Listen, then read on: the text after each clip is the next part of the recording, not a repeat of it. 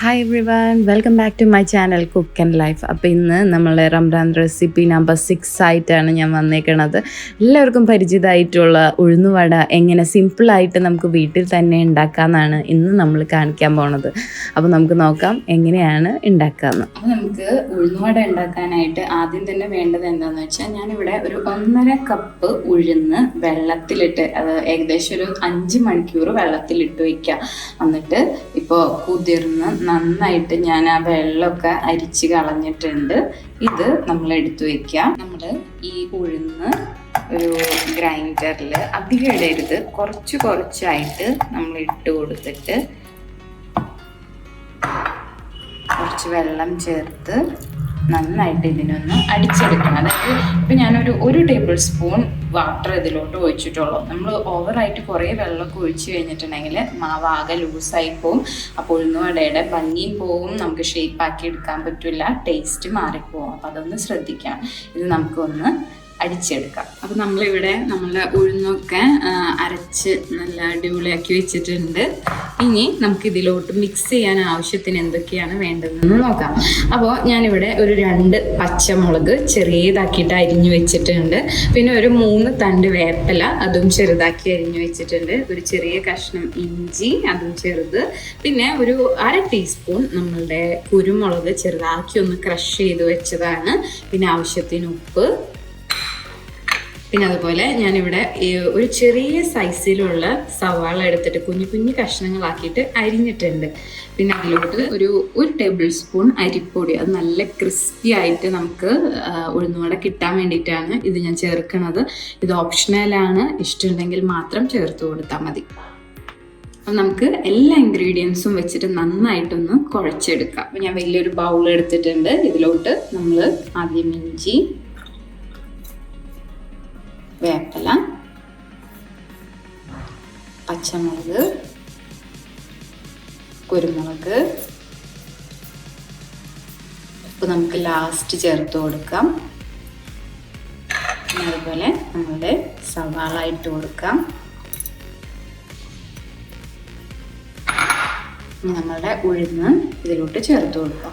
അതുപോലെ നമ്മൾ എടുത്തു വെച്ചിരുന്ന അരിപ്പൊടി ഇതിലോട്ട് ചേർത്ത് കൊടുക്കാം. പിന്നെ ഉപ്പ് ഏറ്റവും ലാസ്റ്റായിട്ട് ചേർത്ത് കൊടുക്കാം. ഞാനൊരു 1/2 ടേബിൾ സ്പൂൺ ഉപ്പ് ചേർക്കുന്നുണ്ട്. ഉപ്പില്ലെങ്കിൽ ടേസ്റ്റ് ഉണ്ടാവില്ല. അപ്പം നിങ്ങളുടെ ആവശ്യാനുസരണം നിങ്ങൾക്ക് ചേർക്കാം. നമുക്കിതിനെ നന്നായിട്ടൊന്ന് കുഴച്ചെടുക്കാം.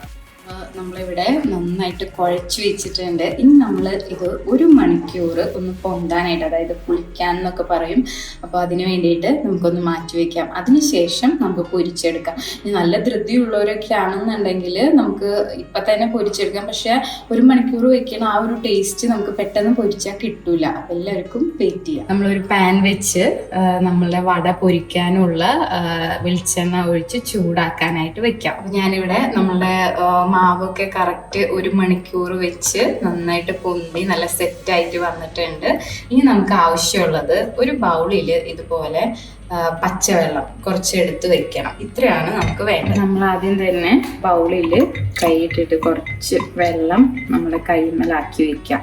എന്നിട്ട് നമ്മളുടെ മാവിൽ നിന്ന് കുറച്ച് മാവ് എടുത്ത് നമ്മുടെ ഉള്ളം കൈയിലാക്കി ജസ്റ്റ് ഇങ്ങനെ ഒരു റൗണ്ട് ഷേപ്പിലാക്കി കൊടുക്കാം. ആക്കിയതിന് ശേഷം നമ്മൾ ചൂണ്ടവിരൽ നല്ല ക്ലീൻ ആക്കിയിട്ട് ആ വിരല് സെൻറ്ററിലാക്കിയിട്ട് ജസ്റ്റ് ഒന്നൊരു റൗണ്ട് ആക്കി കൊടുക്കാം, കുഴി വരുത്തി കൊടുക്കാം. അതിന് ശേഷം നമ്മൾ ഈ കയ്യിലോട്ട് മാറ്റി നമുക്ക് പൊരിച്ചെടുക്കാം.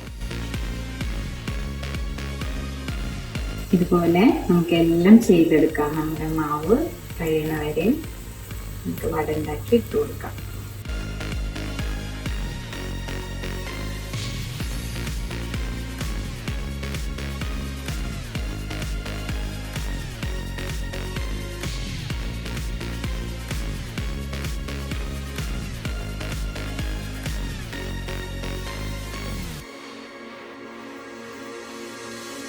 ഇത്തിരി ഒരു കളർ ചേഞ്ച് വന്ന് തുടങ്ങുമ്പോൾ നമുക്കിതിനൊന്ന് മറിച്ചിട്ട് കൊടുക്കാം.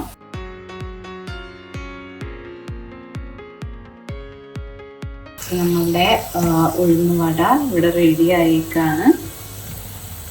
ഈ ഒരു കളർ വന്നാൽ മതി, നമുക്ക് നന്നായിട്ട് വെന്തിട്ടുണ്ടാവും. അപ്പോൾ നമ്മളുടെ ഉഴുന്നുവട റെസിപ്പി എല്ലാവർക്കും ഇഷ്ടപ്പെട്ടു എന്ന് വിശ്വസിക്കുകയാണ്. എല്ലാവരും ട്രൈ ചെയ്ത് നോക്കുക. നിങ്ങൾക്ക് ഈ വീഡിയോ ഇഷ്ടപ്പെട്ടിട്ടുണ്ടെങ്കിൽ ലൈക്ക് ആൻഡ് കമൻറ്റ് അടിക്കാൻ മറക്കാണ്ടിരിക്കുക. പിന്നെ അതുപോലെ തന്നെ നമ്മളുടെ ചാനൽ ഇനി സബ്സ്ക്രൈബ് ചെയ്യാത്തവരുണ്ടെങ്കിൽ ഒന്ന് സബ്സ്ക്രൈബ് ചെയ്യുക. ഇനിയും നല്ല നല്ല റെസിപ്പിയുമായിട്ട് നമുക്ക് നാളെ കാണാം. Until then, take care. Bye bye.